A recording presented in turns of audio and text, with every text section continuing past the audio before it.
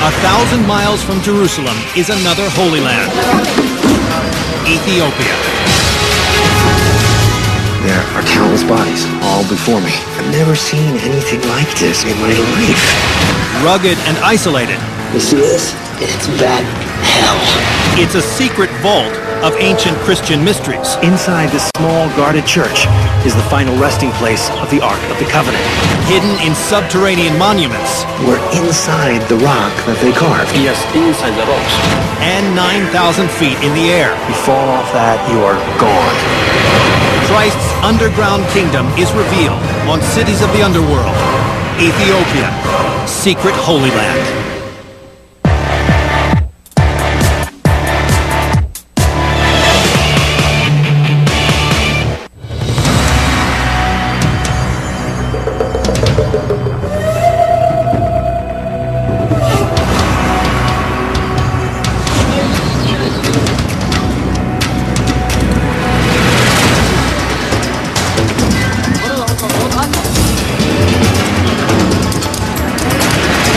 I'm Don Wildman. I'm in Addis Ababa, capital of Ethiopia. It's called the Cradle of Humanity. It's one of the oldest nations on Earth. Little is understood about the vast kingdoms that ruled this land for thousands of years. But during biblical times, their remote highlands were an important safe haven for refugees escaping persecution and war in faraway lands. Relatively little study has been done here. So, as this developing land moves slowly into the 21st century, many of its deepest and darkest secrets can still only be found in the underground. Today, Ethiopia is a remote, landlocked East African nation, a religious time capsule, so isolated that Christians here still worship in ways that would be familiar to Jesus' first disciples. Christianity began to spread from Jerusalem to the ancient world in the 2nd century AD, as believers preached the gospel and converted new members. The first conversions in Ethiopia were in the 4th century, and the new religion caught on.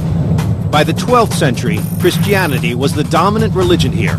Its holiest city, Lalibela, was a pilgrimage site modeled on Jerusalem.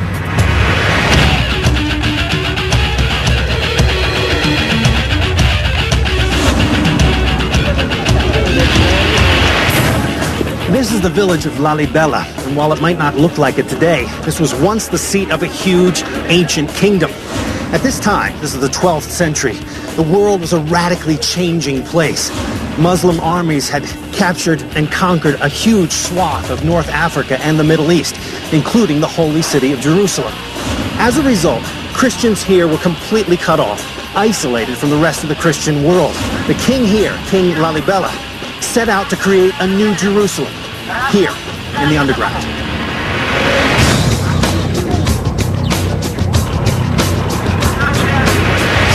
I'm meeting up with a guy named Fikru Walde-Georgis, who's lived here all his life in Lalibela. Hey, I'm Don. Welcome and nice to meet you. Every year at Christmas time, 70,000 pilgrims journey to the small farming town of Lalibela because of the vision of the man who ruled here 800 years ago, King Lalibela. Lalibela was the devout Christian leader of the Zagwe dynasty, a royal family as powerful as the Medicis. During his reign, Ethiopia was relatively peaceful, but the Holy Land was a war zone. As Saladin's Muslim army and European crusaders battled for control, pilgrimages to Jerusalem became nearly impossible, and Ethiopians were cut off from the spiritual center of their religion. Then, according to church lore, King Lalibela had a dream in which God called on him to build a new Jerusalem, a safe place of worship for his people. For instance, if you look at down here, there's a church called St. George, so you can only see the roof from here. Ah, look at that. This is the church, St. George. The roof of the church is actually the ground. Yeah, that was just the level of the ground. St. George is one of 11 churches sunken up to 50 feet beneath the surface of the earth, and the layout of the churches honors the key moments in the life of Jesus Christ. A cluster of 6 churches to the north stand for Jerusalem, the city of his death. 4 to the south represent his birthplace, Bethlehem, and between them runs an artificial chasm named the River Jordan, after the spot where Jesus was baptized. All of them are connected by a warren of subterranean tunnels and trenches. Today, these churches are known as the eighth wonder of the world. This is the way down? This is the way down. There is a trench down here. So the Zagwes moved their capital here to the south, and King Lalibela decides to create a new Jerusalem, digging underground.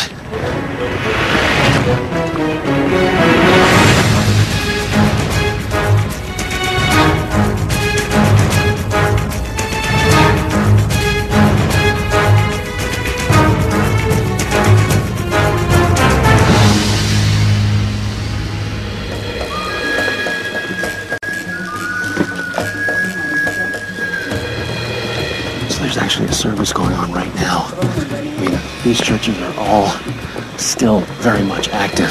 What they're doing here this morning, they've been doing 1,000 years. Tell me about this rock. Yeah, it's a volcanic rock. Okay. Called tufa. Tufa. So the nature of the rock is actually easy to cut. In Jerusalem, builders had limestone, wood, and marble at their disposal. Here they had durable, easy-to-carve tufa rock, and they made the most of it. Digging down to depths between 35 and 50 feet from the surface, the 12th century builders extracted stone from all sides of the church, leaving a monolith inside a man-made canyon. Then they carved out the inside of the building, like a pumpkin, and carefully crafted the exterior details. They've gotten exact angles and precise corners. If you made a mistake while you're doing this, it was... Well, that's really the thing. There's no way to rebuild it. If you made a mistake, that's all. Right. Church chronicles dating back to the 15th century claim that angels helped the workers here build this massive and miraculously precise church, and 10 others like it, removing 150,000 tons of rock over 23 years. Over 100 clergymen live here today, just as they did in the 12th century, administering the rites of birth and death. So all around here, I'm noticing these holes, these actual... Oh, yeah, that was just a grave. Look at here. Even look like coffin. Has got a coffin shape. So these were filled with coffins? Just actually? filled with coffins. Look at here. Now, there's a bone here. Wow. The bodies of the faithful, who may have come here to die in this sacred spot, have no names. There are no written records for Lalibela from the time, only legends orally passed down through generations. We are allowed to join the followers of St. George's Church, but we must pay the proper respects. So you take your shoes off at every church? Yes, in all the churches. All right, let's go inside. Oh, it's beautiful. Wow, so this is all an open space here. We're inside the rock that they carved. Yes, inside the rock. So where we stand now was just solid rock. Yeah. Unlike the church in Rome, Alexandria, or Constantinople, the Ethiopian Orthodox rites were virtually untouched by the outside world for almost 1,000 years. They are a window to a time when early Christianity was just evolving from ancient Judaism. Here the beliefs are Christian, while many of the traditions are Jewish. Just as in Orthodox synagogues today, women and men are kept separate during services, and all the worshippers sit facing the Holy Land of Jerusalem. Back here is Holy of Holy, where it has a copy of the Ark of the Covenant.